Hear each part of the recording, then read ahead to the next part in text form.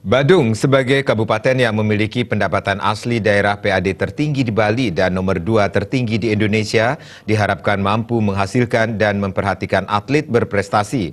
Bagaimanapun juga, kontribusi atlet yang berprestasi sangat besar dalam membela dan mengharumkan nama daerah maupun bangsa Indonesia.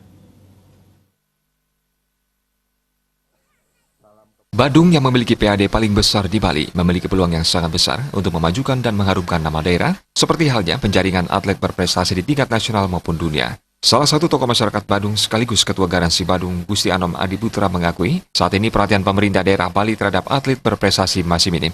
Hal ini terlihat dari jaminan dan penghargaan yang diberikan kepada atlet relatif masih minim, sehingga kadangkala atlet memilih untuk membela daerah lain yang dinilai lebih memperhatikan kesejahteraan atlet.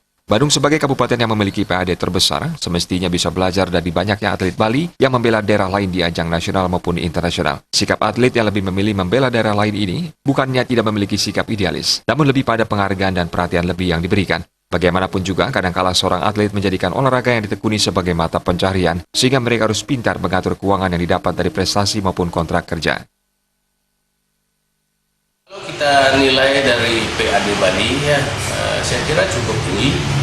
Apalagi misalnya nantinya bisa di backup oleh Badung khususnya yang punya PAD yang tertinggi kedua di Indonesia, tertinggi di Bali, bisa membackup, bisa memberi perhatian terhadap atlet-atlet, malah akan terjadi terbalik. Justru atlet-atlet daerah lain akan berimigrasi ke Bali untuk membela nama Bali gitu. Nah jadi mari salah satu ya memang kita Bali sudah terkenal, sudah bangga dengan pariwisata, adat, budaya, tapi di olahraga jangan pula kita ketinggalan gitu. Kita sukses di pariwisata karena adat budaya, dari sana kita dapat income, marilah kita gimana mengaturnya agar income ini sebagian bisa kita investasikan untuk menyupport para atlet. Saat ini pemerintah pusat terus berupaya menjaring para atlet berprestasi dengan mulai memberikan perhatian lebih bagi atlet yang mampu meraih prestasi. Hal ini tentunya harus dibarengi dengan pembangunan sarana pendukung untuk pelatihan. Terima